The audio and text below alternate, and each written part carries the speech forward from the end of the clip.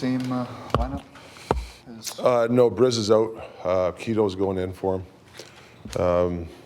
Our D are taking some hits lately. We're really challenging our depth of organization. So it would be fun to see the kid go in, though. I think that's what, 15 defensemen now you guys probably use this season? Is that what it is? Yeah, it's been a lot. Yeah, yeah. What would you like to see from Keto? Just use his strengths. You know, he's a puck moving, quick with a puck. Apparently, he's got a really good hockey IQ. You know, they're playing a really tough LA team, so I'd like to see us play a little bit really quicker, especially when you get new guys in the lineup, more predictable, more north-south style, not bring it back. So that's the game plan tonight. Starter. You're a starter? Demko, yeah. You're looking at the games you have left, Rick, here in terms of goalie management. I know there's only 7 games left, and they're every other night this week. Yeah. Demko's, you know, he's playing well. So do you want to keep going with him, or maybe? Yeah, he'll get a share, but yeah, Dills will probably get probably 3 to 4 coming last. That's kind of what we've got planned. So definitely he'll be playing 3 of the next after tonight. Some of the other injuries, Pod Colson. Yeah, he's it's still day to day. He's been skating, but he can't really shoot the puck right now. Juleson. Juleson's yeah, he won't play. Like, I doubt if he'll be in the lineup the rest of the year. Same with Rolainen. Yeah. He might be a possibility in a week. He's going to start skating here. What have you seen from your leadership group when you kind of appointed the A's? It's really interesting. The production is there, but we're also seeing other stuff. We saw Hughes take a bigger leadership role in the room. And then last game, we see another side of Petey who took issue with a phantom call all the way to the box, even talking to the ref in the box. Yeah. You must like that much. Yeah, I think, you know, we've had a lot of different people in and out of the lineup. If you look at the last month, there's been a lot of different transactions, and but the one constant is our leadership group. They're producing, and whatever comes our way in the locker room, they've done a nice job of leading. You know, it's tough when you have people in and out of the lineup, and but they've been the constant for us, leading the charge in practice and in games. You know, and I give them a lot of credit. Pettersson's entering some rarefied era here, closing in on the century mark in a 14-game point streak, which is good in any league. Have you seen anything different? I mean, he's always had the desire and the push and the will, but he's just taking it to another level. Yeah, I just think when the game's on the line, I just look at him. He looks like he just wants to make that play. Yeah. You know, he wants the puck on his stick, whether it's a one-timer the other night or whether it's just making that play to Kuzi. And even like he's even concentrated too in a 200-foot game. You know, like, you know, obviously PK. He's our lead PK guy with Millsy, and there's been times to go take a big draw in our own end. Those are the intangibles that you need from those guys. You know, points are great, but it's the 200-foot game that he's supplying for us. Do you like the construction of the leadership group, or are you one of the guys that eventually wants to see somebody wear the C?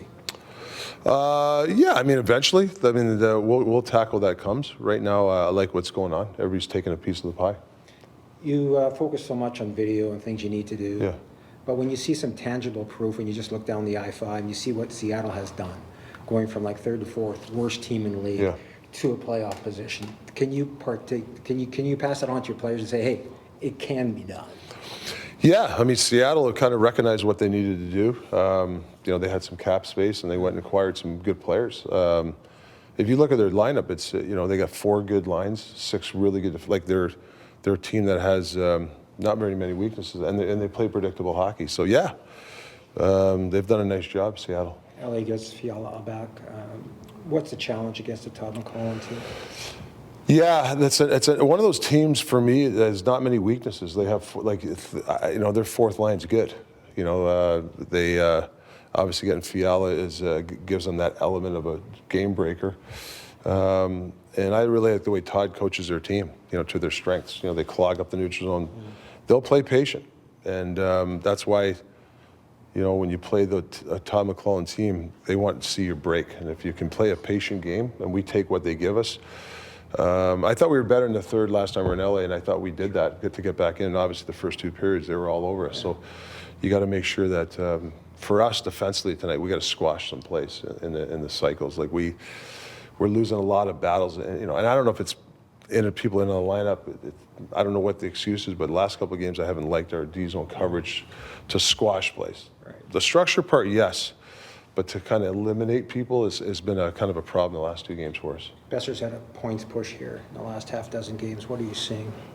Like offensively, he's him and Mills have done a nice job. He's finding Mills, they're kind of feeding off each other. Like I've always said, if Bess participates on the forecheck, it's a little more grittier for us. He can be a really good hockey player for us. We talked about defensively, hoping to squash a little bit more, Yeah. not give up as much.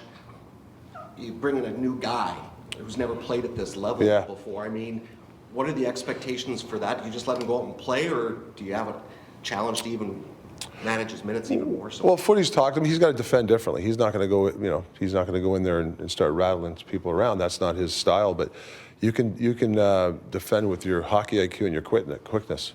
Look at Quentin Hughes. Hughesy, who I thought he's done a really nice job of defending, like what I've seen. Like, I don't know what people were saying before, but he has really done a nice job in the corners of being able to get in the corner, quick sticks, body position, and getting the puck out. And his breakout passes are unreal. So if there's a young kid that wants to watch a smaller kid, I'd be watching Hughes tonight.